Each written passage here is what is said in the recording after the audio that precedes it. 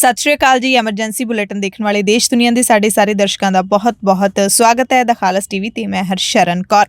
Bulletin दे विच तुहानूं दसांगे पंजाब भर ते दुनिया भर दीआं सारियां वड्डियां खबरां ते शुरुआत करांगे पंजाब दीआं वड्डियां ते खास खबरां तो। पाकिस्तान अते भारत दे दो गुरधामां नूं जोड़न वाला करतारपुर साहिब दा लांघा बुधवार नूं मुड़ तो खुल गया है। बुधवार सवेरे 11 बजे रजिस्ट्रेशन शुरू हो चुकी है। भारत दे डेरा बाबा नानक तो श्री करतारपुर साहिब पहुंचे पहले दो श्रद्धालुआं दीआं तस्वीरां भी सामने आईआं जिन्हां दा ICP यानी कि इंटीग्रेटेड चैक पोस्ट ते मैनेजर दे वल्लों निੱਘਾ स्वागत किया गया। दोवें श्रद्धालुआं नूं फुੱਲਾਂ ਦੇ हार पहनाए गए। Land port authority of India ने ट्वीट करके इसकी जानकारी दी ਅਤੇ ਦੱਸਿਆ ਕਿ ਦੋ ਸ਼ਰਧਾਲੂ ਕਰਤਾਰਪੁਰ ਸਾਹਿਬ ਦੇ ਲਾਂਘੇ ਰਾਹੀਂ ਪਾਕਿਸਤਾਨ ਪਹੁੰਚੇ ਨੇ। ਸ਼ਾਮ ਨੂੰ ਗੁਰਦੁਆਰਾ ਸਾਹਿਬ ਦੇ ਦਰਸ਼ਨ ਕਰਕੇ ਵਾਪਸ ਪਹੁੰਚੇ ਨੇ ਤੇ ਉੱਥੇ ਉਹਨਾਂ ਦਾ ਪਹੁੰਚਣ ਤੇ ਮੈਨੇਜਰ ਦੇ ਵੱਲੋਂ ਸਵਾਗਤ ਕੀਤਾ ਗਿਆ। ਗੁਰਦੁਆਰਾ ਪ੍ਰਬੰਧਕ ਕਮੇਟੀ ਨੇ ਸਰਹੱਦ ਪਾਰ ਇਹਨਾਂ ਦੋਵਾਂ ਦਾ ਨਿੱਘਾ ਸਵਾਗਤ ਕੀਤਾ। ਸਭ ਦੇ ਮਨ ਦੇ ਵਿੱਚ ਉਤਸੁਕਤਾ ਸੀ ਕਿ ਕਰਤਾਰਪੁਰ ਸਾਹਿਬ ਦਾ ਲਾਂਘਾ ਮੁੜ ਖੁੱਲਣ ਦੇ ਨਾਲ ਸਭ ਤੋਂ ਪਹਿਲਾਂ ਜਾਣ ਵਾਲੇ ਯਾਤਰੀ ਕਿਹੜੇ ਨੇ।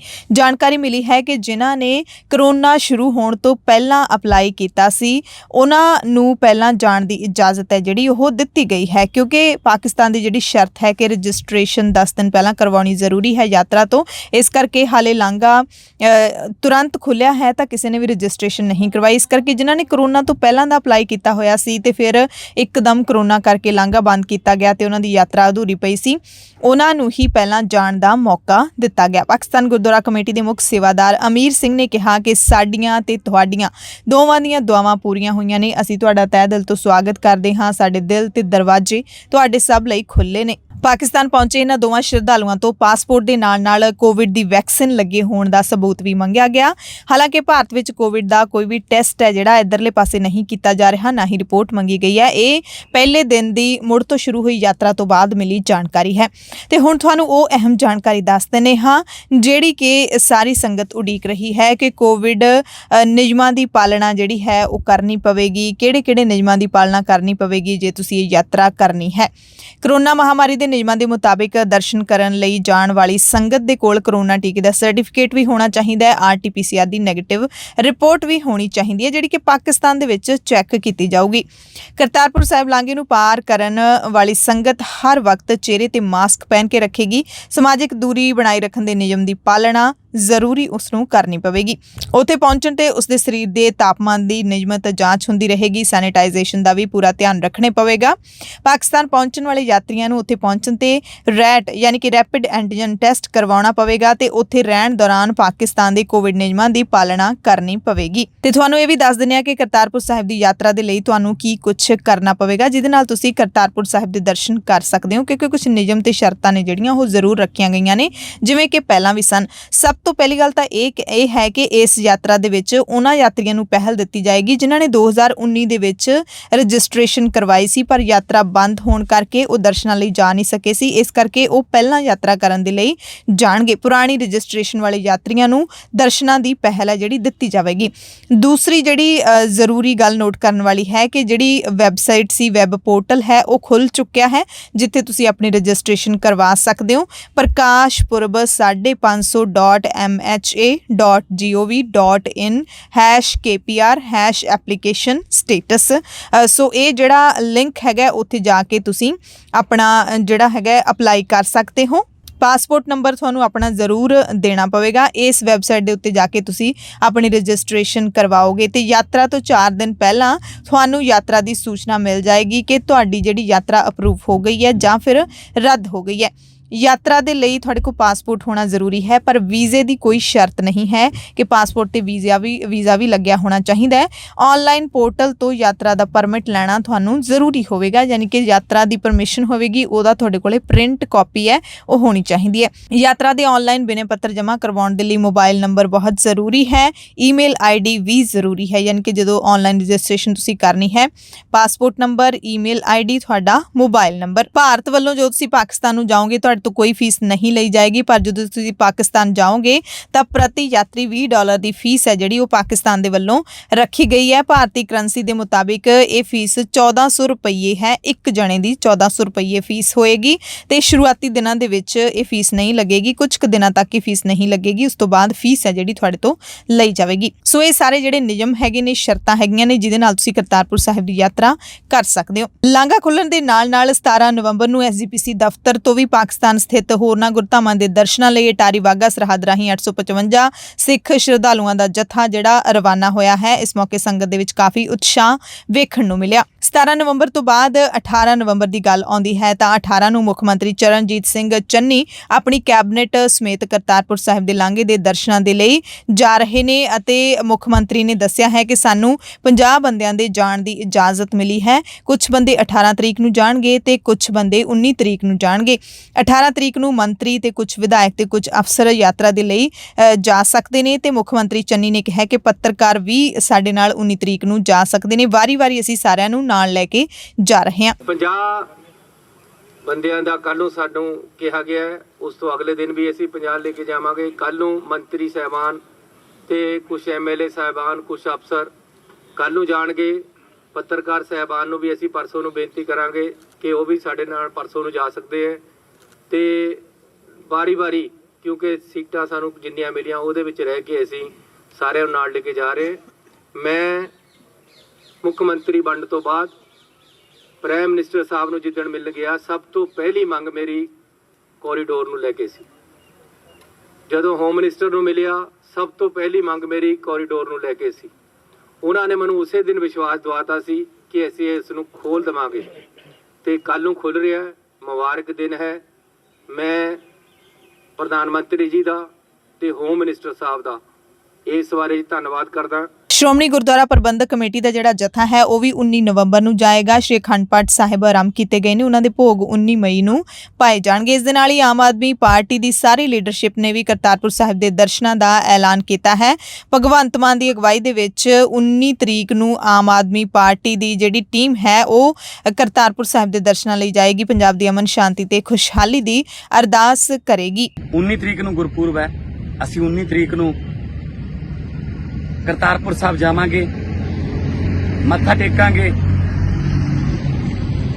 ਪੰਜਾਬ ਦੀ ਖੁਸ਼ਹਾਲੀ ਦੀ, ਪੰਜਾਬ ਦੀ ਤਰੱਕੀ ਦੀ ਅਰਦਾਸ ਕਰਾਂਗੇ। 19 ਤਰੀਕ ਨੂੰ ਗੁਰਪੁਰਬ ਵਾਲੇ ਦਿਨ ਅਸੀਂ ਸ੍ਰੀ ਕਰਤਾਰਪੁਰ ਸਾਹਿਬ ਜਾ ਕੇ ਨਤਮਸਤਕ ਹੋਵਾਂਗੇ, ਜਿੱਥੇ ਗੁਰੂ ਸਾਹਿਬ ਨੇ ਆਪਣੀ ਜ਼ਿੰਦਗੀ ਦੇ ਆਖਰੀ 16 ਸਾਲ ਖੇਤੀ ਕੀਤੀ, ਹੱਥੀਂ ਕਿਰਤ ਕੀਤੀ। ਅਸੀਂ ਉੱਥੇ ਉਸ ਧਰਤੀ ਤੋਂ ਮਿੱਟੀ ਲੈ ਕੇ ਆਵਾਂਗੇ। ਪ੍ਰਮਾਤਮਾ ਸਾਨੂੰ ਵੀ ਸਮਤ ਬਖਸ਼ੇ, ਬਲ ਬਖਸ਼ੇ ਕਿ ਅਸੀਂ ਪੰਜਾਬ ਨੂੰ ਪੰਜਾਬ ਬਣਾਉਣ ਦੀ ਜਿਹੜੀ ਲੜਾਈ ਲੜ ਰਹੇ ਹਾਂ ਉਹਦੇ ਵਿੱਚ ਸਾਡੇ ਅੰਗ ਸੰਗ ਸਹਾਈ ਹੋਵੇ।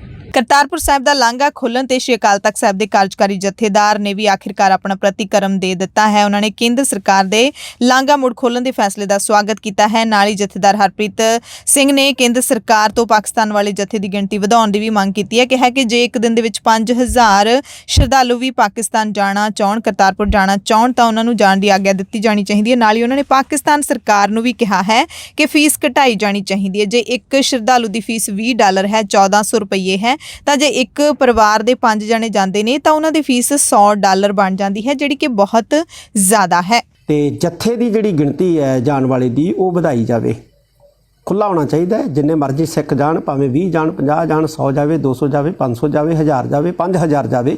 ਤੇ ਮੈਂ ਉਹਨਾਂ ਨੂੰ ਵੀ ਇਹ ਕਿਹਾ ਸੀਗਾ ਕਿ ਜਿਹੜੇ $20 ਪਾਕਿਸਤਾਨ ਨੇ ਫੀਸ ਰੱਖੀ ਹੈ ਇਹ ਬਹੁਤ ਜਿਹੜੀ ਹੈ ਜ਼ਿਆਦਾ ਹੈ। ਜੇ ਇੱਕ ਪਰਿਵਾਰ ਦੇ 5 ਮੈਂਬਰ ਹੈ, ਇੱਕ ਮੈਂਬਰ $20 ਦਿੰਦਾ ਤੇ $100 ਜਿਹੜਾ 7500 ਰੁਪਈਆ ਜਿਹੜਾ ਇੰਡੀਅਨ ਕਰੰਸੀ ਦਾ ਉਹ ਬਣ ਜਾਂਦਾ, ਜਿਹੜਾ ਇੱਕ ਪਰਿਵਾਰ ਵਾਸਤੇ ਦੇਣਾ ਜਿਹੜਾ ਹੈ ਉਹ ਬਹੁਤ ਔਖਾ ਹੈ, ਕਿਉਂਕਿ $20 ਦੀ ਰਕਮ ਬਹੁਤ ਜ਼ਿਆਦਾ ਹੈ। ਉਹਨਾਂ ਨੇ ਕਿਹਾ ਸੀ ਕਿ ਜਥੇ ਦੇ ਵਿੱਚ ਗਿਣਤੀ ਜਿਹੜੀ ਹੈ ਸਿੱਖਾਂ ਦੀ ਘੱਟ ਆਉਂਦੀ ਹੈ, 100 ਆਉਂਦੀ ਹੈ, 200 ਆਉਂਦੀ ਹੈ। ਤੇ ਮੈਂ ਉਹਨਾਂ ਨੂੰ ਉਦੋਂ ਕਿਹਾ ਸੀ ਕਿ ਜੇ ਤੁਸੀਂ ਇਹ ਡਾਲਰ ਦੀ ਫੀਸ ਜਿਹੜੀ ਹੈ ਘਟਾ ਕੇ ਕੋਈ $1 ਕਰ ਦਿਓ, $2 ਕਰ ਦਿਓ ਤੇ ਇਹਦੇ ਨਾਲ ਜੱਥੇ ਦੀ ਗਿਣਤੀ ਜਿਹੜੀ ਹੈ ਉਹ ਵੱਧ ਜਾਏਗੀ ਤੇ ਤੁਹਾਡਾ ਵੀ ਜਿਹੜਾ ਕੋਈ ਕੋਰੀਡੋਰ ਦੇ ਉੱਤੇ ਖਰਚ ਹੋਇਆ ਤੇ ਉਹਦੀ ਵੀ ਪੂਰਤੀ ਹੋ ਜਾਊਗੀ। ਹਰਿਆਣਾ ਸਿੱਖ ਗੁਰਦੁਆਰਾ ਮੈਨੇਜਮੈਂਟ ਕਮੇਟੀ ਦੇ ਪ੍ਰਧਾਨ ਬਲਜੀਤ ਸਿੰਘ ਦਾਦੂਵਾਲ ਨੇ ਵੀ ਕਰਤਾਰਪੁਰ ਸਾਹਿਬ ਦਾ ਲਾਂਘਾ ਖੋਲ੍ਹਣ ਤੇ ਕੇਂਦਰ ਸਰਕਾਰ ਦਾ ਧੰਨਵਾਦ ਕੀਤਾ ਹੈ। ਉਹਨਾਂ ਕਿਹਾ ਕਿ ਲੰਬੇ ਸਮੇਂ ਤੋਂ ਮੁੜ ਤੋਂ ਲਾਂਘਾ ਖੋਲ੍ਹਣ ਦੀਆਂ ਅਰਦਾਸਾਂ ਸਿੱਖ ਸੰਗਤ ਕਰ ਰਹੀ ਸੀ ਅਤੇ ਅਸੀਂ ਵੀ ਇਸ ਲਾਂਘੇ ਨੂੰ ਖੁਲਵਾਉਣ ਦੇ ਲਈ ਕਾਫੀ ਯਤਨ ਕੀਤੇ। ਬੁੱਧਵਾਰ ਨੂੰ ਪੰਜਾਬ ਦੇ ਮੁੱਖ ਮੰਤਰੀ ਚਰਨਜੀਤ ਸਿੰਘ ਚੰਨੀ ਨੇ ਪੰਜਾਬ ਦੀਆਂ 32 ਕਿਸਾਨ ਜਥੇਬੰਦੀਆਂ ਦੇ ਨੁਮਾਇੰਦਿਆਂ ਨਾਲ ਮੁਲਾਕਾਤ ਕੀਤੀ। ਮੀਟਿੰਗ ਤੋਂ ਬਾਅਦ ਪ੍ਰੈਸ ਕਾਨਫਰੰਸ ਕਰਦਿਆਂ ਮੁੱਖ ਮੰਤਰੀ ਚੰਨੀ ਨੇ ਪੰਜਾਬ ਦੇ ਕਿਸਾਨਾਂ ਲਈ ਕਈ ਵੱਡੇ ਐਲਾਨ ਕੀਤੇ ਅਤੇ ਦਾਅਵਾ ਕੀਤਾ ਕਿ ਅਸੀਂ ਕਿਸਾਨਾਂ ਦੀਆਂ ਸਾਰੀਆਂ ਮੰਗਾਂ ਮੰਨ ਲਈਆਂ ਨੇ। ਪਰ ਅਸਲੀ ਖਬਰ ਇਹ ਹੈ ਕਿ ਕਰਜ਼ ਮਾਫੀ ਨੂੰ ਛੱਡ ਕੇ 17 ਮੰਗਾਂ ਕਿਸਾਨਾਂ ਦੀਆਂ ਮੁੱਖ ਮੰਤਰੀ ਚੰਨੀ ਵੱਲੋਂ ਮੰਨੀਆਂ ਗਈਆਂ ਨੇ। ਚੰਨੀ ਨੇ ਦੱਸਿਆ ਕਿ ਕਿਸਾਨਾਂ ਨੇ ਸਾਨੂੰ 18 ਪੁਆਇੰਟ ਲਿਖ ਕੇ ਭੇਜੇ ਸੀ ਜਿਨ੍ਹਾਂ ਤੇ ਉਹ ਵਿਚਾਰ ਕਰਨਾ ਚਾਹੁੰਦੇ ਸੀ ਤੇ ਕਿਸਾਨ ਯੂਨੀਅਨਾਂ ਦੇ ਨੁਮਾਇੰਦਿਆਂ ਦੇ ਨਾਲ ਬਹੁਤ ਹੀ ਚੰਗੇ ਮਾਹੌਲ ਦੇ ਵਿੱਚ ਤੇ ਵਧੀਆ ਤਾਲਮੇਲ ਦੇ ਵਿੱਚ ਮੀਟਿੰਗ ਹੋਈ ਹੈ। ਚੰਨੀ ਨੇ ਕਿਹਾ ਕਿ ਸਾਰੇ ਕਿਸਾਨ ਲੀਡਰ ਸਾਡੇ ਤੋਂ ਪੂਰੀ ਤਰ੍ਹਾਂ ਸੰਤੁਸ਼ਟ ਹੋ ਕੇ ਗਏ ਨੇ। ਕਿਸਾਨ ਲੀਡਰਾਂ ਦਾ ਧੰਨਵਾਦ ਕਰਦਿਆਂ ਚੰਨੀ ਨੇ ਕਿਹਾ ਕਿ ਉਹ ਪੰਜਾਬ ਦੇ ਕਿਸਾਨਾਂ ਦੇ ਲਈ ਬਹੁਤ ਵੱਡੀ ਲੜਾਈ ਲੜ ਰਹੇ ਨੇ ਤੇ ਮੈਂ ਉਹਨਾਂ ਨੂੰ ਵਿਸ਼ਵਾਸ ਦਿਵਾਉਂਦਾ ਕਿ ਪੰਜਾਬ ਸਰਕਾਰ ਹਰ ਤਰੀਕੇ ਦੇ ਨਾਲ ਕਿਸਾਨਾਂ ਦੇ ਨਾਲ ਖੜੀ ਹੈ ਤੇ ਜੇਕਰ ਉਹ ਸਾਨੂੰ ਅਸਤੀਫਾ ਦੇ ਕੇ ਵੀ ਕਿਸਾਨ ਮੋਰਚੇ ਵਿੱਚ ਜਾਣ ਲਈ ਕਹਿਣ ਤਾਂ ਅਸੀਂ ਉਹਨਾਂ ਦੇ ਨਾਲ ਜਾਣ ਨੂੰ ਤਿਆਰ ਹਾਂ। ਇਹ ਵੱਡਾ ਦਾਅਵਾ ਕੀਤਾ ਮੁੱਖ ਮੰਤਰੀ ਚੰਨੀ ਨੇ। ਕਿਸਾਨਾਂ ਦੀਆਂ ਜਿਹੜੀਆਂ ਮੰਗਾਂ ਮੰਨੀਆਂ ਗਈਆਂ ਨੇ ਉਹਨਾਂ ਦੇ ਵਿੱਚ ਸਭ ਤੋਂ ਪਹਿਲਾਂ ਤਾਂ ਇਹ ਦਾਅਵਾ ਤੇ ਵਾਅਦਾ ਕੀਤਾ ਹੈ ਮੁੱਖ ਮੰਤਰੀ ਨੇ ਕਿ ਪੰਜਾਬ ਦੇ ਵਿੱਚ 3 ਕਾਲੇ ਕਾਨੂੰਨ ਲਾਗੂ ਨਹੀਂ ਕੀਤੇ ਜਾਣਗੇ। ਗੁਲਾਬੀ ਸੁੰਡੀ ਦੇ ਲੁੱਟੇ ਪੁੱਟੇ ਕਿਸਾਨਾਂ ਨੂੰ ਪਹਿਲਾਂ 12,000 ਰੁਪਏ ਮੁਆਵਜ਼ਾ ਦੇਣ ਦਾ ਐਲਾਨ ਕੀਤਾ ਸੀ ਜਿਹੜਾ ਕਿ ਹੁਣ ਵਧਾ ਕੇ 17,000 ਰੁਪਏ ਕਰ ਦਿੱਤਾ ਗਿਆ। ਪਰ 17,000 ਰੁਪਏ ਉਹਨਾਂ ਕਿਸਾਨਾਂ ਨੂੰ ਦਿੱਤੇ ਜਾਣਗੇ ਜਿਨ੍ਹਾਂ ਦੀ ਫਸਲ ਦਾ 75% ਤੋਂ ਵੱਧ ਦਾ ਨੁਕਸਾਨ ਹੋਇਆ ਹੈ। ਉਹਨਾਂ ਨੂੰ 17,000 ਰੁਪਏ ਪ੍ਰਤੀ ਏਕੜ ਦੇ ਹਿਸਾਬ ਨਾਲ ਮੁਆਵਜ਼ਾ ਦਿੱਤਾ ਜਾਊਗਾ। ਪਰ ਅਸਲ ਸਵਾਲ ਤਾਂ ਇਹ ਹੈ ਕਿ ਮੁਆਵਜ਼ਾ ਆਖਿਰਕਾਰ ਦਿੱਤਾ ਕਦੋਂ ਜਾਊਗਾ ਕਿਸਾਨਾਂ ਨੂੰ, ਕਿਉਂਕਿ ਕਈ ਕਿਸਾਨ 100% ਬਰਬਾਦ ਹੋ ਚੁੱਕੇ ਨੇ। ਉਹਨਾਂ ਦਾ ਖਰਚਾ ਚਲਾਉਣ ਨੂੰ ਹੁਣ ਸ਼ਾਇਦ ਉਹਨਾਂ ਦੇ ਕੋਲ 1 ਪੈਸਾ ਵੀ ਨਹੀਂ ਹੋਣਾ ਕਿਉਂਕਿ ਪੰਜਾਬ ਦੇ ਵਿੱਚ ਛੋਟੇ ਕਿਸਾਨਾਂ ਦੀ ਗਿਣਤੀ ਹੈ ਜਿਹੜੀ ਉਹ 85% ਤੋਂ ਵੀ ਵੱਧ ਹੈ। ਕਿਸਾਨਾਂ ਦੇ ਹੱਕ ਵਿੱਚ ਇੱਕ ਹੋਰ ਐਲਾਨ ਕਰਦਿਆਂ ਚੰਨੀ ਨੇ ਕਿਹਾ ਕਿ ਅਸੀਂ ਕਿਸਾਨ ਯੂਨੀਅਨਾਂ ਨੂੰ ਸੰਘਰਸ਼ ਦੇ ਵਿੱਚ ਸ਼ਹੀਦ ਹੋਣ ਵਾਲੇ ਕਿਸਾਨਾਂ ਦੀ ਸੂਚੀ ਬਣਾਉਣ ਦੇ ਲਈ ਕਿਹਾ ਹੈ ਤੇ ਜੋ ਵੀ ਸੂਚੀ ਸਾਨੂੰ ਦਿੱਤੀ ਜਾਏਗੀ ਉਸ ਦੇ ਆਧਾਰ ਤੇ ਅਸੀਂ ਸ਼ਹੀਦ ਕਿਸਾਨਾਂ ਦੇ ਪਰਿਵਾਰਾਂ ਨੂੰ ਨੌਕਰੀ ਅਤੇ ਮੁਆਵਜ਼ਾ ਦੇਵਾਂਗੇ। ਮੁੱਖ ਮੰਤਰੀ ਨੇ ਇਹ ਵੀ ਦੱਸਿਆ ਕਿ ਕਿਸਾਨਾਂ ਨੇ ਭਰਤੀ ਦੀ ਗੱਲ ਕੀਤੀ ਸੀ ਕਿ ਪੰਜਾਬ ਦੇ ਵਿੱਚ ਪੰਜਾਬ ਦੇ ਹੀ ਨੌਜਵਾਨ ਪਹਿਲ ਦੇ ਆਧਾਰ ਤੇ ਭਰਤੀ ਹੋਣ। ਇਸ ਕਰਕੇ ਅਸੀਂ ਹਫ਼ਤੇ ਦੇ ਵਿੱਚ ਨਵਾਂ ਕਾਨੂੰਨ ਲੈ ਕੇ ਆ ਰਹੇ ਹਾਂ ਜਿਸ ਨਾਲ ਪੰਜਾਬ ਦੇ ਹਰ ਵਿਭਾਗ ਦੇ ਵਿੱਚ ਪੰਜਾਬੀ ਨੌਜਵਾਨਾਂ ਨੂੰ ਹੀ ਭਰਤੀ ਕੀਤਾ ਜਾਵੇਗਾ। ਚੰਨੀ ਨੇ ਇੱਕ ਵੱਡਾ ਐਲਾਨ ਇਹ ਵੀ ਕੀਤਾ ਕਿ ਸੰਘਰਸ਼ ਦੇ ਦਰਮਿਆਨ ਪੰਜਾਬ ਦੇ ਵਿੱਚ ਜਿਹੜੇ ਵੀ ਕਿਸਾਨ ਦੇ ਖਿਲਾਫ ਪੰਜਾਬ ਪੁਲਿਸ ਦੇ ਵੱਲੋਂ ਪਰਚਾ ਕੀਤਾ ਗਿਆ ਹੈ ਉਹ ਸਾਰੇ ਪਰਚੇ ਅਸੀਂ ਰੱਦ ਕਰ ਰਹੇ ਹਾਂ। ਨਾਲ ਹੀ ਕਿਸਾਨਾਂ ਨੂੰ ਪਰਾਲੀ ਨੂੰ ਅੱਗ ਨਾ ਲਾਉਣ ਦੀ ਅਪੀਲ ਕਰਦਿਆਂ ਚੰਨੀ ਨੇ ਇਹ ਵੀ ਵਾਅਦਾ ਕੀਤਾ ਕਿ ਪਰਾਲੀ ਨੂੰ ਅੱਗ ਲਾਉਣ ਨਾਲ ਸੰਬੰਧਿਤ ਜਿਹੜੇ ਵੀ ਕਿਸਾਨ ਤੇ ਪਰਚਾ ਹੋਇਆ ਉਸ ਨੂੰ ਵੀ ਰੱਦ ਕਰ ਦਿੱਤਾ ਜਾਏਗਾ। ਇਹਨਾਂ ਸਾਰੇ ਐਲਾਨਾਂ ਤੋਂ ਬਾਅਦ ਚੰਨੀ ਨੇ ਆਪਣੀ ਹੀ ਸਰਕਾਰ ਦੀ ਸ਼ਲਾਘਾ ਕਰਦਿਆਂ ਸੋਲੇ ਗਾਉਂਦਿਆਂ ਕਿਹਾ ਕਿ ਅੱਜ ਤੱਕ ਕਿਸੇ ਵੀ ਸਰਕਾਰ ਨੇ ਕਿਸਾਨਾਂ ਦੀਆਂ ਇਸ ਤਰੀਕੇ ਦੇ ਨਾਲ ਮੰਗਾਂ ਨਹੀਂ ਮੰਨੀਆਂ ਜਿਵੇਂ ਕਿ ਅੱਜ ਮੰਨੀਆਂ ਗਈਆਂ ਨੇ। ਮੈਂ ਕਿਸਾਨ ਯੂਨੀਅਨਾਂ ਦਾ ਧੰਨਵਾਦ ਕਰਨਾ ਚਾਹੁੰਦਾ ਕਿ ਉਹ ਪੰਜਾਬ ਦੇ ਲਈ, ਪੰਜਾਬ ਦੇ ਕਿਸਾਨਾਂ ਦੇ ਲਈ ਬਹੁਤ ਬੜੀ ਲੜਾਈ ਲੜ ਰਹੀਆਂ ਔਰ ਮੈਂ ਉਹਨਾਂ ਨੂੰ ਵਿਸ਼ਵਾਸ ਦਿਵਾਇਆ ਕਿ ਪੰਜਾਬ ਦੀ ਸਰਕਾਰ ਹਰ ਤਰੀਕੇ ਦੇ ਨਾਲ ਕਿਸਾਨ ਯੂਨੀਅਨਾਂ ਦੇ ਨਾਲ ਖੜੀ ਹੈ ਤੇ ਉਹਨਾਂ ਦੇ ਮੋਰਚੇ ਦੇ ਵਿੱਚ ਜੇਕਰ ਸਾਨੂੰ ਅਸਤੀਫਾ ਦੇ ਕੇ ਵੀ ਉਹ ਕਹਿਣ ਤਾਂ ਅਸੀਂ ਉਹਨਾਂ ਦੇ ਨਾਲ ਜਾਣ ਨੂੰ ਤਿਆਰ ਹੈ ਤੇ ਅਸੀਂ ਉਹਨਾਂ ਦੀ ਹਰ ਤਰੀਕੇ ਦੇ ਨਾਲ ਮਦਦ ਦੇ ਵਿੱਚ ਪੰਜਾਬ ਦੀ ਸਰਕਾਰ ਖੜੀ ਹੈ। ਕਾਲੇ ਕਾਨੂੰਨ ਲਾਗੂ ਨਾ ਕੀਤੇ ਜਾਣ, ਉਹਦੇ ਨਾਲ ਪੰਜਾਬ ਸਰਕਾਰ ਹੁਣ ਇਹ ਕਾਨੂੰਨਾਂ ਨੂੰ ਲਾਗੂ ਨਹੀਂ ਕਰ ਸਕਦੀ ਤੇ ਪੰਜਾਬ ਦੇ ਵਿੱਚੋਂ ਇਹ ਕਾਨੂੰਨ ਹੈ ਜਿਹੜੇ ਰੱਦ ਹੈ। ਸੋ ਅੱਜ ਜੋ ਮੰਗਾਂ ਉਹਨਾਂ ਨੇ 18 ਰੱਖੀਆਂ ਸੀ ਉਹਨਾਂ 'ਚ ਪਹਿਲੀ ਕਰਜ਼ੇ ਬਾਰੇ ਡਿਮਾਂਡ ਸੀ। ਇੱਕ ਉਹ ਡਿਮਾਂਡ ਦਾ ਅਸੀਂ ਕਿਹਾ ਕਿ ਅਸੀਂ ਇਹਦੇ 'ਚ ਸਰਕਾਰ ਪੂਰੀ ਆਪਸੀ ਘੋਖ ਕਰਕੇ ਫਿਰ ਦੁਬਾਰੇ ਉਹਨਾਂ ਦੇ ਨਾਲ ਬੈਠੇਗੀ। ਬਾਕੀ ਦੀਆਂ 17 ਮੰਗਾਂ ਅਸੀਂ ਉਹਨਾਂ ਦੀਆਂ ਅੱਜ ਇੱਥੇ ਹੀ ਐਲਾਨ ਕਰਕੇ ਮੰਨ ਲਈਆਂ। ਸੋ ਜਿਹੜਾ 12,000 ਦਾ ਪਹਿਲਾ ਮੁਆਵਜ਼ਾ ਗਿਆ ਹੈ ਕਿਸਾਨਾਂ ਨੂੰ, ਹੁਣ ਅਸੀਂ ਕੁੱਲ 17,000 ਰੁਪਇਆ ਜਿਨ੍ਹਾਂ ਦਾ 75% ਤੋਂ ਵੱਧ ਨੁਕਸਾਨ ਹੋ ਗਿਆ, ਜਿਹਨੂੰ 100% ਮੰਨਿਆ ਜਾਂਦਾ ਹੈ, ਉਹਨਾਂ ਨੂੰ 17,000 ਰੁਪਇਆ 12,000 ਦੀ ਬਜਾਏ 17,000 ਰੁਪਇਆ ਕੁੱਲ ਹੈ ਜਿਹੜਾ ਉਹ ਮੁਆਵਜ਼ਾ ਦੇਵਾਂਗੇ। ਤੇ ਨਾਲ ਜਿਹੜਾ ਮਜ਼ਦੂਰ ਨਰਮੇ ਨੂੰ ਚੁਗਦਾ ਹੈ, ਜਿਹਨੂੰ ਚੋਗਾ ਕਹਿੰਦੇ ਆ, ਉਹਨੂੰ 10% ਮੁਆਵਜ਼ਾ ਇਸ ਤੋਂ ਉੱਪਰ ਦਿੱਤਾ ਜਾਏਗਾ। ਉਹਨਾਂ ਨੂੰ ਵੀ 10% ਮੁਆਵਜ਼ਾ ਜਿਹੜਾ ਸਰਕਾਰ ਦੇਗੀ। ਤੇ ਮੁੱਖ ਮੰਤਰੀ ਚੰਨੀ ਦੇ ਐਲਾਨਾਂ ਤੋਂ ਪਹਿਲਾਂ ਅਸੀਂ ਤੁਹਾਨੂੰ ਦੱਸਦੇ ਹਾਂ ਕਿ ਮੀਟਿੰਗ ਤੋਂ ਪਹਿਲਾਂ ਆਖਿਰਕਾਰ ਕੀ ਹੋਇਆ ਸੀ। 32 ਕਿਸਾਨ ਜਥੇਬੰਦੀਆਂ ਦੇ ਨੁਮਾਇੰਦੇ ਜਦੋਂ ਮੁੱਖ ਮੰਤਰੀ ਚੰਨੀ ਦੇ ਨਾਲ ਬੈਠਕ ਕਰਨ ਦੇ ਲਈ ਪਹੁੰਚੇ ਤਾਂ ਉਹਨਾਂ ਨੇ ਪੁਲਿਸ ਤੇ ਧੱਕੇ ਮਾਰਨ ਦਾ ਦੋਸ਼ ਲਾਇਆ।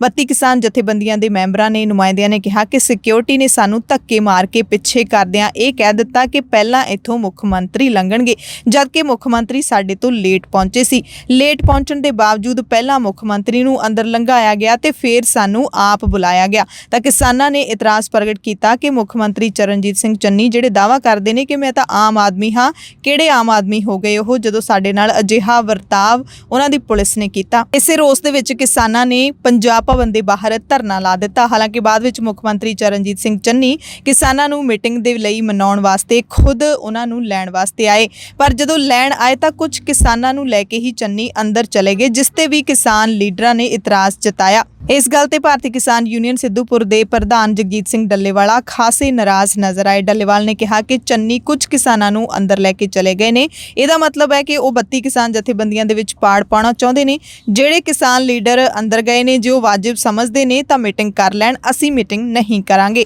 ਸੀਐਮ ਚੰਨੀ ਦੁਬਾਰਾ ਬਾਹਰ ਆ ਕੇ ਗਲਤੀ ਮੰਨਣ, ਕਿਉਂਕਿ ਸਾਡੀ ਤੌਹੀਨ ਕੀਤੀ ਗਈ ਹੈ। 32 ਦੀਆਂ 32 ਕਿਸਾਨ ਜਥੇਬੰਦੀਆਂ ਦੇ ਨਾਲ ਮੀਟਿੰਗ ਕਰਨ ਦੀ ਗੱਲ ਕੀਤੀ ਗਈ ਸੀ, ਪਰ ਕੁਝ ਕਿਸਾਨਾਂ ਨੂੰ ਅੰਦਰ ਲਿਜਾਣ ਦਾ ਮਤਲਬ ਕੀ ਬਣਦਾ ਹੈ।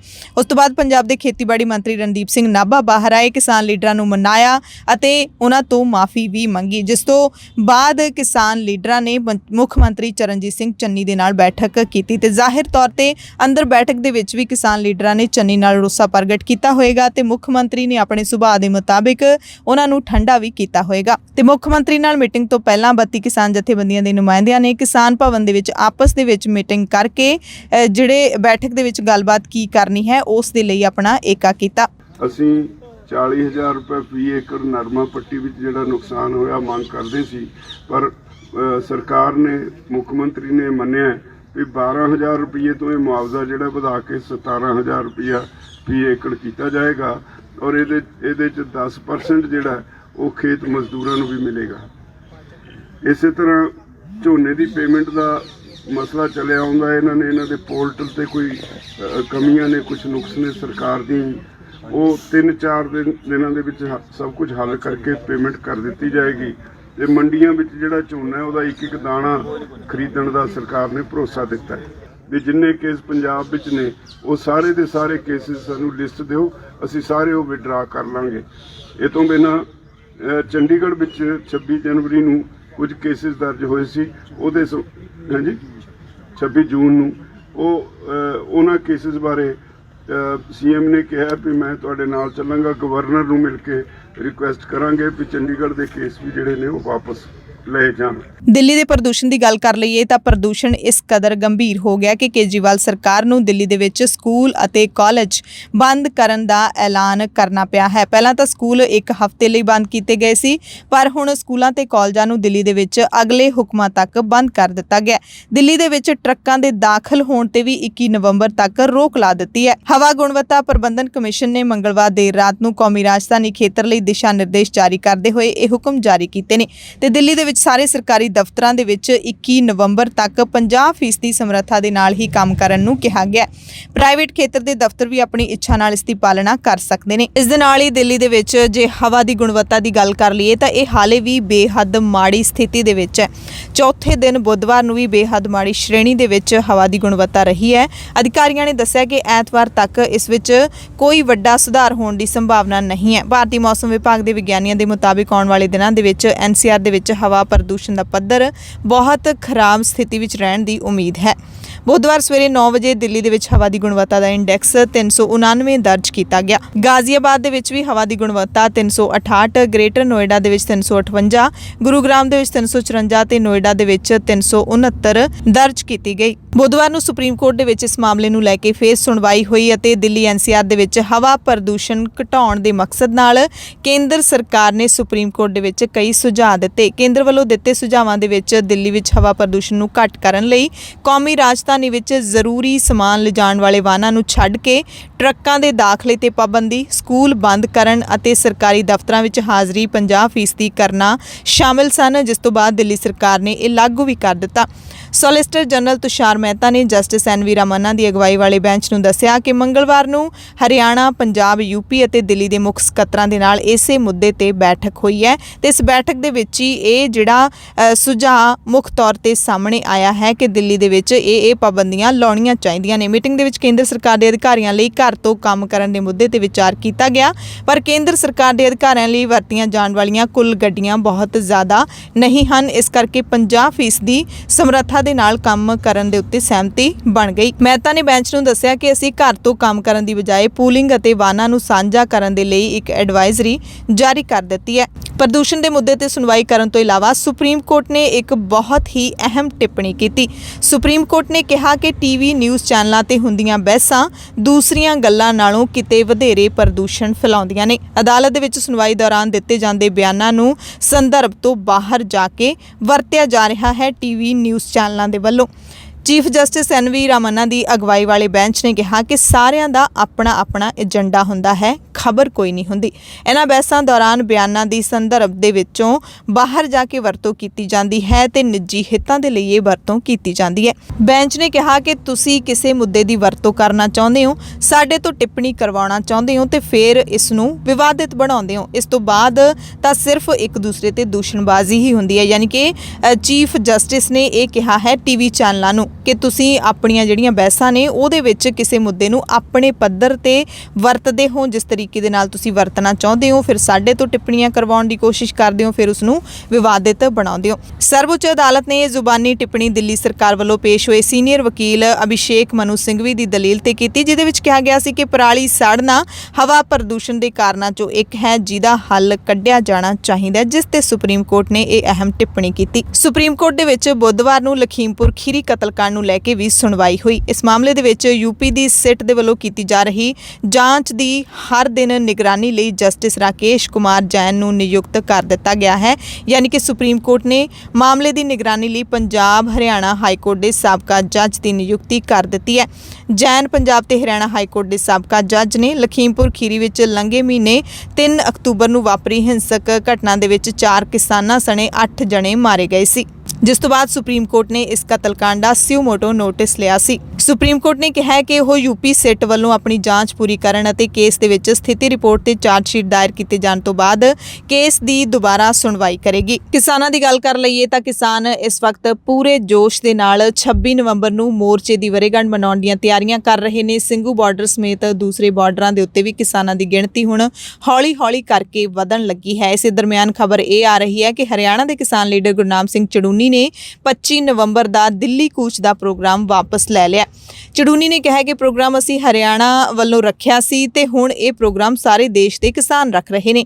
25 ਨਵੰਬਰ ਨੂੰ ਅੰਬਾਲਾ ਤੋਂ ਦਿੱਲੀ ਤੱਕ ਦੀ ਪੈਦਲ ਯਾਤਰਾ ਦਾ ਪ੍ਰੋਗਰਾਮ ਰੱਖਿਆ ਗਿਆ ਸੀ, ਸੱਦਾ ਦਿੱਤਾ ਗਿਆ ਸੀ, ਪਰ ਬਾਅਦ ਵਿੱਚ ਕੁਝ ਲੋਕਾਂ ਨੇ ਸਾਡੇ ਤੋਂ ਪਹਿਲਾਂ 24 ਨਵੰਬਰ ਨੂੰ ਯਾਤਰਾ ਦਾ ਪ੍ਰੋਗਰਾਮ ਰੱਖ ਦਿੱਤਾ ਹੈ ਅਤੇ ਲੋਕਾਂ ਨੂੰ ਕਨਫਿਊਜ਼ ਕਰਨ ਦੀ ਕੋਸ਼ਿਸ਼ ਕੀਤੀ ਗਈ ਹੈ, ਦੁਚਿੱਤੀ ਵਿੱਚ ਪਾਉਣ ਦੀ ਕੋਸ਼ਿਸ਼ ਕੀਤੀ ਗਈ ਹੈ। ਕਈ ਲੋਕ ਸੋਸ਼ਲ ਮੀਡੀਆ ਤੇ ਇੱਕ ਦੂਜੇ ਤੇ ਦੂਸ਼ਣਬਾਜ਼ੀਆਂ ਕਰ ਰਹੇ ਨੇ, ਲੋਕਾਂ ਦੇ ਵਿੱਚ ਸ਼ੰਕਾ ਪੈਦਾ ਹੋ ਰਹੀ ਹੈ।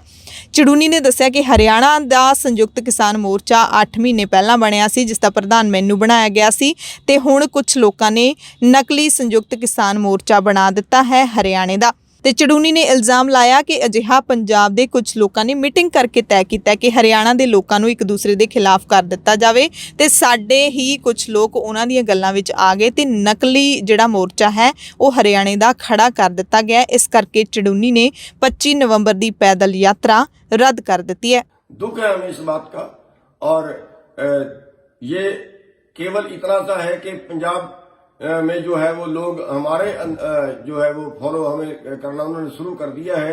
पंजाब के लोगों ने हमें पसंद करना शुरू कर दिया। पंजाब के लोग जगह जगह हमारी रैलियां करवाना चाहते हैं, हमारी पंचायतें करवाना चाहते हैं। इसलिए पंजाब वाले जो लीडर हैं उनको जलन पैदा होगी और ये सारा षड्यंत्र खेल दिया है। पंजाब के लोग वीडियो डाल रहे हैं कि हरियाणा से अम्बाला से यात्रा होगी। तो दुख है हमें इस बात का।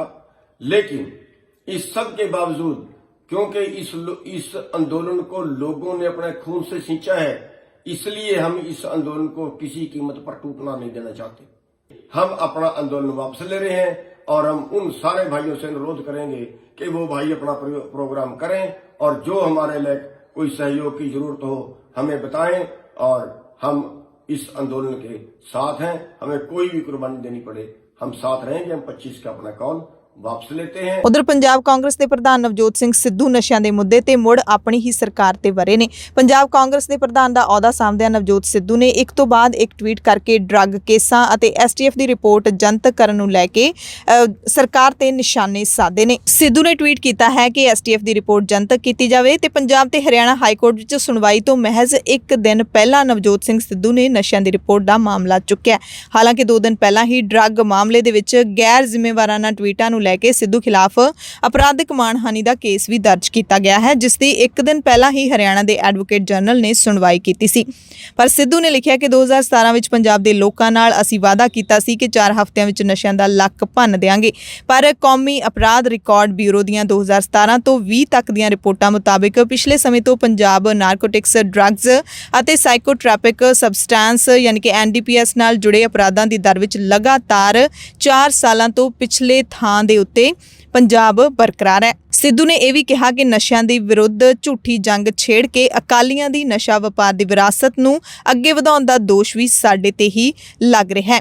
ਉਹਨਾਂ ਕਿਹਾ ਕਿ ਮਾਨਯੋਗ ਹਾਈ ਕੋਰਟ ਨੇ ਨਸ਼ਿਆਂ ਤੇ ਐਸਟੀਐਫ ਦੀ ਰਿਪੋਰਟ ਦੀ ਇੱਕ ਕਾਪੀ ਸਰਕਾਰ ਨੂੰ ਦਿੱਤੀ, ਪਰ ਅਸੀਂ ਕਾਨੂੰਨੀ ਕਾਰਵਾਈ ਕਰਨ ਦੀ ਬਜਾਏ ਫਰਵਰੀ 2018 ਤੋਂ ਉਸ ਰਿਪੋਰਟ ਨੂੰ ਦੱਬ ਕੇ ਬੈਠੇ ਹਾਂ। ਇੱਥੋਂ ਤੱਕ ਕਿ ਅਸੀਂ 100 ਕਰੋੜੀ ਡਰੱਗ ਕੇਸ ਤੇ ਹੋਰ ਦੋਸ਼ੀਆਂ ਦੀ ਹਵਾਲਗੀ ਕਰਨ ਵਿੱਚ ਵੀ ਅਸਫਲ ਰਹੇ ਹਾਂ। ਵੱਡੇ ਮਗਰਮੱਛਾਂ ਨੂੰ ਫੜ ਕੇ ਸਜ਼ਾ ਦੇਣਾ ਹੀ ਇੱਕੋ ਇੱਕ ਹੱਲ ਹੈ। ਸਿੱਧੂ ਨੇ ਦੱਸਿਆ ਕਿ ਕਾਨੂੰਨ ਮੁਤਾਬਿਕ ਸਾਡੀ ਸਰਕਾਰ ਕੋਲ ਐਸਟੀਐਫ ਦੀ ਰਿਪੋਰਟ ਦੇ ਆਧਾਰ ਤੇ ਅੱਗੇ ਵਧਣ ਦੇ ਸਾਰੇ ਹੱਕ ਨੇ, ਪਰ ਫਿਰ ਵੀ ਅਸੀਂ ਪਤਾ ਨਹੀਂ ਕਿਉਂ ਇਸ ਨੂੰ ਦੱਬ ਕੇ ਬੈਠੇ ਹਾਂ। ਪੰਜਾਬ ਹਰਿਆਣਾ ਹਾਈ ਕੋਰਟ ਨੇ ਨਗਰ ਨਿਗਮ ਚੰਡੀਗੜ੍ਹ ਦੀਆਂ ਚੋਣਾਂ ਦਾ ਐਲਾਨ ਕਰਨ ਤੇ ਰੋਕ ਲਾ ਦਿੱਤੀ ਹੈ। ਹਾਈ ਕੋਰਟ ਦਾ ਇਹ ਹੁਕਮ ਚੋਣਾਂ ਦੇ ਲਈ ਵਾਰਡ ਰਿਜ਼ਰਵ ਕਰਨ ਦੀ ਚੁਣੌਤੀ ਦੇਣ ਵਾਲੀ ਪਟੀਸ਼ਨ ਤੇ ਜਲਦ ਸੁਣਵਾਈ ਦੀ ਮੰਗ ਕਰਨ ਵਾਲੀ ਅਰਜ਼ੀ ਤੋਂ ਬਾਅਦ ਆਇਆ। ਹਾਈ ਕੋਰਟ ਦੇ ਵਿੱਚ ਹੁਣ 23 ਨਵੰਬਰ ਨੂੰ ਇਸ ਮਾਮਲੇ ਤੇ ਸੁਣਵਾਈ ਹੋਵੇਗੀ। ਦਿੱਲੀ ਗੁਰਦੁਆਰਾ ਕਮੇਟੀ ਦੇ ਦਫ਼ਤਰ ਦੇ ਵਿੱਚ ਹੋਏ ਵਿਵਾਦ ਦਾ ਮਾਮਲਾ ਸ਼੍ਰੀ ਅਕਾਲ ਤਖਤ ਸਾਹਿਬ ਵਿਖੇ ਪਹੁੰਚ ਗਿਆ। ਤੁਹਾਨੂੰ ਯਾਦ ਹੋਣਾ ਕਿ 2 ਦਿਨ ਪਹਿਲਾਂ ਦਿੱਲੀ ਦੇ ਵਿੱਚ ਗੋਲਕ ਦੇ ਵਿੱਚੋਂ 63 ਲੱਖ ਦਾ ਘੁਟਾਲਾ ਕੀਤੇ ਜਾਣ ਦਾ ਮਾਮਲਾ ਉੱਠਿਆ ਸੀ, ਜਿਸ ਤੋਂ ਬਾਅਦ ਹੁਣ ਦਿੱਲੀ ਕਮੇਟੀ ਦੇ ਇੱਕ ਵਫਦ ਨੇ ਸਿੰਘ ਸਾਹਿਬ ਦੇ ਨਾਲ ਮੁਲਾਕਾਤ ਕਰਕੇ ਸਰਨਾ ਭਰਾਵਾਂ ਤੇ ਮਨਜੀਤ ਸਿੰਘ ਜੀ ਕੇ ਖਿਲਾਫ ਸ਼ਿਕਾਇਤ ਦੀ ਚਿੱਠੀ ਸੌਂਪੀ ਹੈ ਤੇ ਇਹਨਾਂ ਨੂੰ ਤਲਬ ਕਰਨ ਦੀ ਮੰਗ ਕੀਤੀ ਹੈ। ਦਿੱਲੀ ਕਮੇਟੀ ਦੇ ਸੀਨੀਅਰ ਲੀਡਰ ਬੀਬੀ ਰਣਜੀਤ ਕੌਰ ਦੀ ਅਗਵਾਈ ਵਿੱਚ ਤਖਤ ਸ੍ਰੀ ਦਮਦਮਾ ਸਾਹਿਬ ਪਹੁੰਚੇ ਵਫਦ ਨੇ ਗਿਆਨੀ ਹਰਪ੍ਰੀਤ ਸਿੰਘ ਨਾਲ ਉਹਨਾਂ ਦੀ ਰਿਹਾਇਸ਼ ਤੇ ਮੁਲਾਕਾਤ ਕਰਦਿਆਂ ਸ਼ਿਕਾਇਤ ਚਿੱਠੀ ਸੌਂਪੀ। ਇਸ ਚਿੱਠੀ ਦੇ ਵਿੱਚ ਹਰਵਿੰਦਰ ਸਿੰਘ ਸਰਨਾ, ਪਰਮਜੀਤ ਸਿੰਘ ਸਰਨਾ, ਮਨਜੀਤ ਸਿੰਘ ਜੀ ਕੇ ਸਮੇਤ ਕੁੱਲ 16 ਲੀਡਰਾਂ ਦੇ ਖਿਲਾਫ ਗੁਰੂ ਘਰ ਦੇ ਵਿੱਚ ਗੁੰਡਾਗਰਦੀ ਕਰਨ, ਗੰਦੀ ਸ਼ਬਦਾਵਲੀ ਵਰਤਣ ਦੇ ਕਥਿਤ ਦੋਸ਼ ਇਹਨਾਂ ਨੇ ਮੰਗ ਕੀਤੀ ਕਿ ਇਹਨਾਂ ਸਭ ਨੂੰ ਸ਼੍ਰੀ ਅਕਾਲ ਤਖਤ ਸਾਹਿਬ ਤੇ ਤਲਬ ਕਰਕੇ ਸਖਤ ਤੋਂ ਸਖਤ ਸਜ਼ਾ ਦੇਣੀ ਚਾਹੀਦੀ ਹੈ। ਵਫਦ ਦੀ ਇਸ ਮੰਗ ਤੋਂ ਬਾਅਦ ਸਿੰਘ ਸਾਹਿਬ ਗਿਆਨੀ ਹਰਪ੍ਰੀਤ ਸਿੰਘ ਨੇ ਜਾਂਚ ਸੰਬੰਧੀ ਇੱਕ ਕਮੇਟੀ ਦਾ ਗਠਨ ਕਰਨ ਦਾ ਐਲਾਨ ਕੀਤਾ ਹੈ ਤੇ ਜਾਂਚ ਤੋਂ ਬਾਅਦ ਜੋ ਵੀ ਦੋਸ਼ੀ ਪਾਇਆ ਗਿਆ ਉਸ ਖਿਲਾਫ ਸਖਤ ਕਾਰਵਾਈ ਕਰਨ ਲਈ ਕਿਹਾ ਹੈ। ਪੰਜਾਬ ਦੇ ਵਿੱਚ ਕਈ ਚਿਰਾਂ ਤੋਂ ਖਾਲੀ ਪਈਆਂ ਜ਼ਿਲ੍ਹਾ ਭਾਸ਼ਾ ਅਫਸਰਾਂ ਦੀਆਂ ਅਸਾਮੀਆਂ ਨੂੰ ਭਰਨ ਦੀ ਚਿਰੋਕਣੀ ਮੰਗ ਨੂੰ ਪੂਰਾ ਕਰਦਿਆਂ ਰਾਜ ਭਾਸ਼ਾ ਐਕਟ ਨੂੰ ਸਖਤੀ ਨਾਲ ਲਾਗੂ ਕਰਨ ਲਈ ਪੰਜਾਬ ਸਰਕਾਰ ਨੇ 15 ਜ਼ਿਲ੍ਹਿਆਂ ਦੇ ਵਿੱਚ ਜ਼ਿਲ੍ਹਾ ਭਾਸ਼ਾ ਅਫਸਰ ਤਾਇਨਾਤ ਕਰ ਦਿੱਤੇ ਨੇ। ਉਚੇਰੀ ਸਿੱਖਿਆ ਤੇ ਭਾਸ਼ਾਵਾਂ ਬਾਰੇ ਮੰਤਰੀ ਪ੍ਰਗਟ ਸਿੰਘ ਨੇ ਪੰਜਾਬ ਸਿਵਲ ਸਕੱਤਰੇਤ ਵਿੱਚ ਜ਼ਿਲ੍ਹਾ ਭਾਸ਼ਾ ਅਫਸਰਾਂ ਨੂੰ ਸਟੇਸ਼ਨਾਂ ਦੀ ਵੰਡ ਦੇ ਪੱਤਰ ਸੌਂਪੇ। ਦਰਅਸਲ ਪਿਛਲੇ 25 ਸਾਲਾਂ ਤੋਂ ਵੀ ਵੱਧ ਸਮੇਂ ਤੋਂ ਪੰਜਾਬ ਦੇ ਵਿੱਚ ਜ਼ਿਲ੍ਹਾ ਭਾਸ਼ਾ ਅਫਸਰਾਂ ਦੀ ਭਰਤੀ ਹੀ ਨਹੀਂ ਹੋਈ ਸੀ, ਜਿਸ ਕਾਰਨ 21 ਜ਼ਿਲ੍ਹਾ ਭਾਸ਼ਾ ਅਫਸਰਾਂ ਦੀਆਂ ਅਸਾਮੀਆਂ ਖਾਲੀ ਪਈਆਂ ਸੀ। ਪੰਜਾਬ ਦੇ ਵਿੱਚ ਪ੍ਰਾਇਮਰੀ ਅਧਿਆਪਕਾਂ ਨੂੰ ਝਟਕਾ ਦਿੱਤਾ ਹੈ ਪੰਜਾਬ ਹਰਿਆਣਾ ਹਾਈ ਕੋਰਟ ਨੇ। ਸਿੱਖਿਆ ਵਿਭਾਗ ਨੇ ਪੰਜਾਬ ਦੇ ਵਿੱਚ ETT ਕਾਡਰ ਦੀਆਂ 2364 ਪ੍ਰਾਇਮਰੀ ਅਧਿਆਪਕਾਂ ਦੀ ਭਰਤੀ ਦੀ ਪ੍ਰਕਿਰਿਆ ਜਿਹੜੀ ਕਿ ਲਗਭਗ ਪੂਰੀ ਹੋ ਚੁੱਕੀ ਸੀ, ਉਸ ਦੇ ਨਿਯੁਕਤੀ ਪੱਤਰ ਹੀ ਜਾਰੀ ਕਰਨੇ ਰਹਿ ਗਏ ਸੀ, ਪਰ ਹਾਈ ਕੋਰਟ ਨੇ ਇਹਨਾਂ ਅਸਾਮੀਆਂ ਦੀ ਨਿਯੁਕਤੀ ਲਈ ਕੱਢੇ ਇਸ਼ਤਿਹਾਰ ਨੂੰ ਵੀ ਰੱਦ ਕਰ ਦਿੱਤਾ ਹੈ ਤੇ ਨਿਯੁਕਤੀਆਂ ਦੇ ਲਈ ਬਣਾਈ ਗਈ ਮੈਰਿਟ ਸੂਚੀ ਵੀ ਰੱਦ ਕਰ ਦਿੱਤੀ ਹੈ। ਹਾਈ ਕੋਰਟ ਨੇ 2364 ETT ਅਧਿਆਪਕਾਂ ਦੀ ਨਿਯੁਕਤੀ ਪ੍ਰਕਿਰਿਆ ਵਿੱਚ ਕਈ ਕਮੀਆਂ ਦੱਸਦੇ ਹੋਏ ਇਹਨਾਂ ਨੂੰ ਰੱਦ ਕੀਤਾ ਹੈ।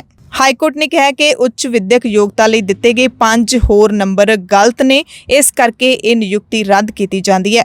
ਹਾਲਾਂਕਿ ਹਾਈ ਕੋਰਟ ਦੇ ਜੱਜਾਂ ਨੇ ਇਹ ਵੀ ਕਿਹਾ ਕਿ ਇਸ ਫੈਸਲੇ ਦੇ ਨਾਲ ਵੱਡੀ ਗਿਣਤੀ ਦੇ ਵਿੱਚ ਅਧਿਆਪਕਾਂ ਨੂੰ ਪਰੇਸ਼ਾਨੀ ਦਾ ਸਾਹਮਣਾ ਕਰਨਾ ਪਵੇਗਾ, ਪਰ ਹਾਈ ਕੋਰਟ ਇੱਕ ਗਲਤ ਪ੍ਰਕਿਰਿਆ ਨੂੰ ਸਵੀਕਾਰ ਨਹੀਂ ਕਰ ਸਕਦੀ। ਅਗਲੀ ਖਬਰ ਤ੍ਰਿਪੁਰਾ ਹਿੰਸਾ ਦੇ ਨਾਲ ਜੁੜੀ ਹੋਈ ਹੈ, ਜਿਸ ਦੇ ਵਿੱਚ ਸੁਪਰੀਮ ਕੋਰਟ ਨੇ 3 ਨਾਗਰਿਕਾਂ ਖਿਲਾਫ ਕੋਈ ਵੀ ਕਾਰਵਾਈ ਨਾ ਕਰਨ ਦੀ ਹਦਾਇਤ ਦਿੱਤੀ ਹੈ। ਤ੍ਰਿਪੁਰਾ ਪੁਲਿਸ ਨੂੰ ਨੋਟਿਸ ਵੀ ਜਾਰੀ ਕਰ ਦਿੱਤਾ ਗਿਆ ਹੈ। ਸੁਪਰੀਮ ਕੋਰਟ ਨੇ ਪੁਲਿਸ ਨੂੰ ਹਦਾਇਤ ਕੀਤੀ ਹੈ ਕਿ ਉਹ ਇੱਕ ਪੱਤਰਕਾਰ ਸਮੇਤ ਸਿਵਲ ਸੁਸਾਇਟੀ ਦੇ 3 ਮੈਂਬਰਾਂ ਖਿਲਾਫ UAPA ਤਹਿਤ ਦਰਜ ਕੀਤੀ ਗਈ FIR ਤਹਿਤ ਕੋਈ ਸਖਤ ਕਾਰਵਾਈ ਨਾ ਕਰੇ। ਦਰਅਸਲ ਤ੍ਰਿਪੁਰਾ ਦੇ ਵਿੱਚ ਘੱਟ ਗਿਣਤੀਆਂ ਨੂੰ ਨਿਸ਼ਾਨਾ ਬਣਾ ਕੇ ਕੀਤੀ ਗਈ ਹਿੰਸਾ ਬਾਰੇ ਸੋਸ਼ਲ ਮੀਡੀਆ ਉੱਤੇ ਤੱਥ ਸਾਹਮਣੇ ਲਿਆਉਣ ਵਾਲੇ ਵਕੀਲਾਂ ਮੁਕੇਸ਼ ਤੇ ਅੰਸਾਰ ਉਲ ਹੱਕ ਅਤੇ ਪੱਤਰਕਾਰ ਸ਼ਾਮ ਮੀਰਾ ਸਿੰਘ ਖਿਲਾਫ FIR ਦਰਜ ਕੀਤੀ ਗਈ ਸੀ। ਚੀਫ ਜਸਟਿਸ NV ਰਾਮੰਨਾ ਅਤੇ ਜਸਟਿਸ AS ਬੋਪੰਨਾ ਤੇ ਹਿਮਾ ਕੋਹਲੀ ਨੇ ਤਿੰਨਾਂ ਵੱਲੋਂ ਦਾਖਲ ਪਟੀਸ਼ਨ ਤੇ ਤ੍ਰਿਪੁਰਾ ਪੁਲਿਸ ਨੂੰ ਹੁਣ ਨੋਟਿਸ ਜਾਰੀ ਕਰ ਦਿੱਤਾ ਹੈ ਤੇ ਇਹਨਾਂ ਖਿਲਾਫ ਕੋਈ ਵੀ ਸਖਤ ਕਾਰਵਾਈ ਨਾ ਕਰਨ ਦੀ ਹਦਾਇਤ ਕੀਤੀ ਹੈ। ਖਬਰ ਕੈਨੇਡਾ ਤੋਂ ਹੈ, ਜਿੱਥੇ ਬ੍ਰਿਟਿਸ਼ ਕੋਲੰਬੀਆ ਦੇ ਵਿੱਚ ਹੜ੍ਹਾਂ ਨੇ ਭਾਰੀ ਤਬਾਹੀ ਮਚਾ ਦਿੱਤੀ ਹੈ। ਸੈਂਕੜੇ ਲੋਕਾਂ ਨੂੰ ਸੁਰੱਖਿਅਤ ਥਾਵਾਂ ਤੇ ਲਿਜਾਇਆ ਜਾ ਰਿਹਾ ਹੈ।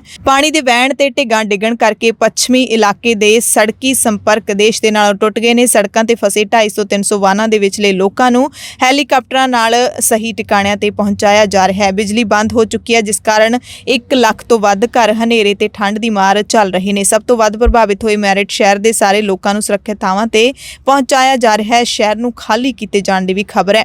ਸਰਕਾਰ ਦੇ ਵੱਲੋਂ ਹੰਗਾਮੀ ਹਾਲਾਤ ਨਾਲ ਨਜਿੱਠਣ ਲਈ ਹਰ ਹਰਬਾ ਹਰ ਹੀਲਾ ਵਰਤਿਆ ਜਾ ਰਿਹਾ ਹੈ। ਸਕੂਲ ਬੰਦ ਕਰ ਦਿੱਤੇ ਗਏ ਨੇ। ਸੋਮਵਾਰ ਨੂੰ ਇੱਥੇ 250 ਮਿਲੀਮੀਟਰ ਮੀਂਹ ਕਾਰਨ ਕਈ ਹੋਰ ਇਲਾਕਿਆਂ ਵਿੱਚ ਪਾਣੀ ਭਰਨ ਬਾਰੇ ਚੇਤਾਵਨੀਆਂ ਜਾਰੀ ਕਰ ਦਿੱਤੀਆਂ ਗਈਆਂ ਸੀ। ਨੀਵੇਂ ਇਲਾਕਿਆਂ ਵਾਲੇ ਲੋਕਾਂ ਨੂੰ ਸੁਚੇਤ ਰਹਿਣ ਤੇ ਸੁਰੱਖਿਅਤ ਥਾਵਾਂ ਤੇ ਜਾਣ ਬਾਰੇ ਤਿਆਰ ਰਹਿਣ ਲਈ ਕਿਹਾ ਗਿਆ। ਕੈਨੇਡਾ ਦੇ ਪ੍ਰਧਾਨ ਮੰਤਰੀ ਜਸਟਿਨ ਟਰੂਡੋ ਨੇ ਮੰਤਰੀ ਬਿਲ ਬਲੇਅਰ ਨੂੰ ਸਥਿਤੀ ਤੇ ਨਜ਼ਰ ਰੱਖਣ ਲਈ ਕਿਹਾ ਹੈ। 3 ਦਿਨ ਪਹਿਲਾਂ ਸ਼ੁਰੂ ਹੋਏ ਮੀਂਹ ਦੇ ਤੇਜ਼ ਹੋਣ ਅਤੇ 90 ਕਿਲੋਮੀਟਰ ਦੀ ਰਫ਼ਤਾਰ ਨਾਲ ਹਨੇਰੀ ਚੱਲਣ ਕਾਰਨ ਕਈ ਇਲਾਕਿਆਂ ਵਿੱਚ ਬਿਜਲੀ ਸਿਸਟਮ ਵੀ ਫੇਲ ਹੋ ਗਿਆ ਤੇ ਕੁਝ ਇਲਾਕਿਆਂ ਦੇ ਵਿੱਚ ਸੰਚਾਰ ਪ੍ਰਣਾਲੀ ਵੀ ਪ੍ਰਭਾਵਿਤ ਹੋਈ। ਫਰੇਜ਼ਰ ਵੈਲੀ ਵਿੱਚ ਕਈ ਨੀਵੀਆਂ ਸੜਕਾਂ ਪਾਣੀ ਦੇ ਵਹਾਅ ਕਾਰਨ ਆਵਾਜਾਈ ਲਈ ਬੰਦ ਕਰ ਦਿੱਤੀਆਂ ਗਈਆਂ ਨੇ। ਪਾਣੀ ਦੇ ਤੇਜ਼ ਵਹਾਅ ਕਰਕੇ ਹੋਪ ਸ਼ਹਿਰ ਦਾ ਖੇਤੀਬਾੜੀ ਵਾਲਾ ਇਲਾਕਾ ਕਾਫੀ ਪ੍ਰਭਾਵਿਤ ਹੋਇਆ। ਹੋਪ ਤੋਂ ਐਬਸਫੋਰਡ ਤੱਕ ਹਾਈਵੇ ਨੂੰ ਬੰਦ ਕਰ ਦਿੱਤਾ ਗਿਆ। ਮੌਸਮ ਵਿਭਾਗ ਨੇ ਅਗਲੇ 2 ਦਿਨਾਂ ਤੱਕ ਤੇਜ਼ ਹਵਾਵਾਂ ਚੱਲਣ ਪਰ ਮੀਂਹ ਘਟਣ ਦੀ ਸੂਚਨਾ ਜਿਹੜੀ ਉਹ ਦੇ ਦਿੱਤੀ ਗਈ ਹੈ। ਐਮਰਜੈਂਸੀ ਬੁਲੇਟਿਨ ਦੇ ਵਿੱਚ ਤੁਹਾਡੇ ਸਭ ਤੋਂ ਇਜਾਜ਼ਤ ਚਾਹੁੰਦੇ ਹਾਂ। ਤੁਸੀਂ ਸਾਰੇ ਆਪਣਾ ਧਿਆਨ ਰੱਖਿਓ। ਲੋੜਵੰਦਾਂ ਦੀ ਮਦਦ ਜ਼ਰੂਰ ਕਰਦੇ ਰਿਹਾ ਕਰੋ। ਕੱਲ ਨੂੰ ਫਿਰ ਮਿਲਾਂਗੇ। ਧੰਨਵਾਦ।